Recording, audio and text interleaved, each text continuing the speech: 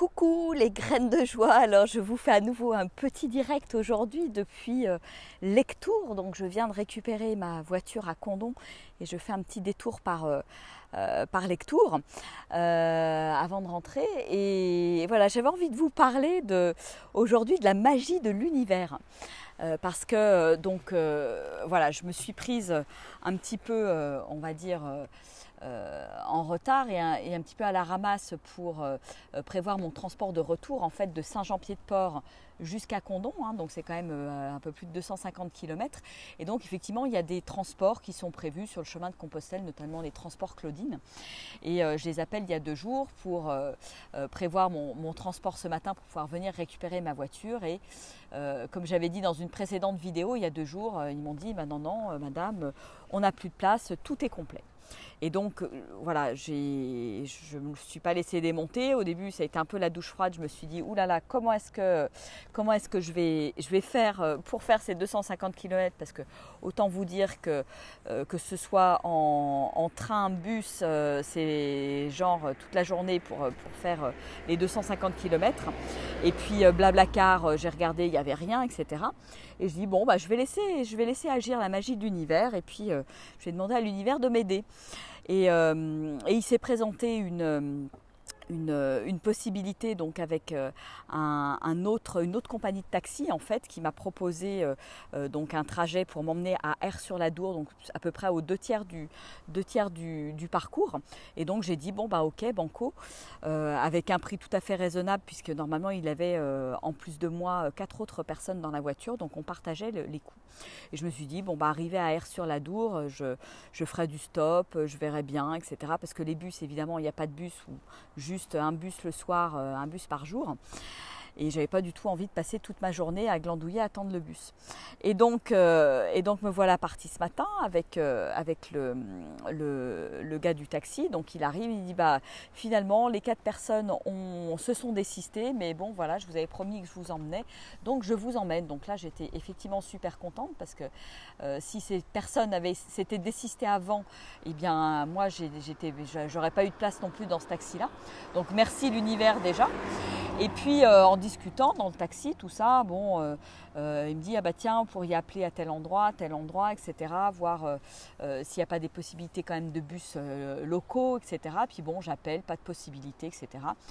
Il me dit je vais rappeler les transports Claudine pour savoir si par hasard sur la portion Aire-sur-la-Dour, Condom, ils ont des possibilités. Il rappelle, rien du tout, vraiment, voilà, tout était complet.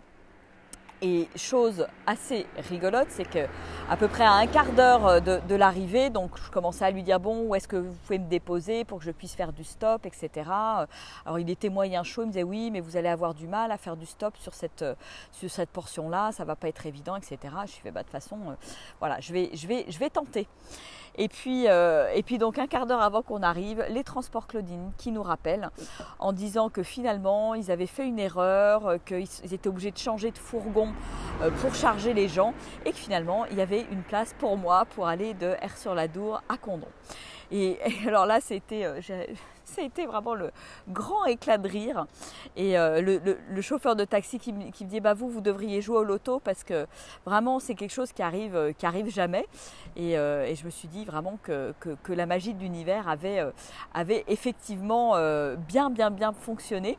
Et je me suis retrouvée donc à 11h du matin à Condom après avoir fait mes 250 km dans la Pampa parce que voilà, il n'y a quand même pas beaucoup, c'est plutôt des petites routes, hein. Donc c'est vrai que c'est moins facile pour faire du stop aussi dans ces endroits-là. Et voilà, et je me suis retrouvée, il m'a posé devant ma voiture, c'était juste génial. Donc voilà, donc c'est vraiment une petite histoire pour vous dire que c'est important de toujours faire confiance en fait. Je me suis dit c'est ok, je fais confiance à la vie, il y a des choses qui vont se présenter et n'importe quoi qui va se présenter, ça sera ok. Et donc quand on est dans cet état d'esprit, dans cet état d'être, finalement les choses elles s'arrangent, elles se dénouent et de manière complètement complètement irrationnelle et inattendue surtout. Et ça a été un grand moment et c'était rigolo parce qu'on est arrivé sur le parking. Le fourgon des transports Claudine était juste devant nous au feu. Enfin vraiment, j'ai même pas attendu 5 minutes. Hop, on a mis mon sac dans l'autre fourgon et puis on est reparti quoi. Donc comme quoi, hein, vraiment, c'est apprendre à lâcher prise dans toutes les situations de la vie quotidienne finalement et à systématiquement laisser faire les choses, faire confiance, pas avoir peur, se laisser porter par la vie qui est toujours là pour prendre soin de nous finalement. Donc voilà. Et puis alors autre petite chose que j'avais envie de partager aussi, alors je vous avais partagé là il y a quelques jours là, mes expériences à marcher pieds nus. Et alors c'est très très rigolo parce que voilà, j'en ai parlé à quelques personnes, des pèlerins, des gens qui accueillent dans les gîtes, etc. Et en fait c'est en train de faire un peu le tour de tous les pèlerins, de tous les gîtes. Ah oui, il y a une dame, Virginie, qui marche pieds nus, etc. Donc c'est un peu Radio Camino qui s'est mis en marche et c'est très très drôle parce que j'ai eu à plusieurs reprises sur le chemin ces derniers jours et encore ce matin des gens qui me disent « Ah, c'est toi qui marches pieds nus, j'ai entendu parler, etc. Ah, c'est génial !» Donc voilà, c'est des petits clins d'œil, je trouve ça très très très très rigolo et c'était marrant. Ça a été des moments aussi de connexion avec certaines personnes sur la route en marchant ou encore voilà, dans certains gîtes. Le gars des transports Claudine, là, Guillaume, ce matin, je ne sais plus pourquoi, on discutait de ça aussi. De la nature qui s'était réveillée en l'espace de quelques jours, etc. Et je disais, bah oui, on s'est quand même bien fait arroser, c'était bien mouillé. Et je lui dis, bah moi j'ai marché pieds nus dans la boue. Il dit, ah, c'est toi qui as marché dans la boue pieds nus.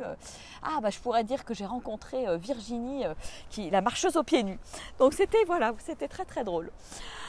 Bon, et bien écoutez, moi je vais me faire une petite pause là. Voilà, je suis venue à Lectoure parce que je vais profiter d'un petit massage d'après-randonnée auprès de Pravas, là, qui est au gîte de l'Étoile Occitane, donc que je vous recommande si vous venez à Lectoure.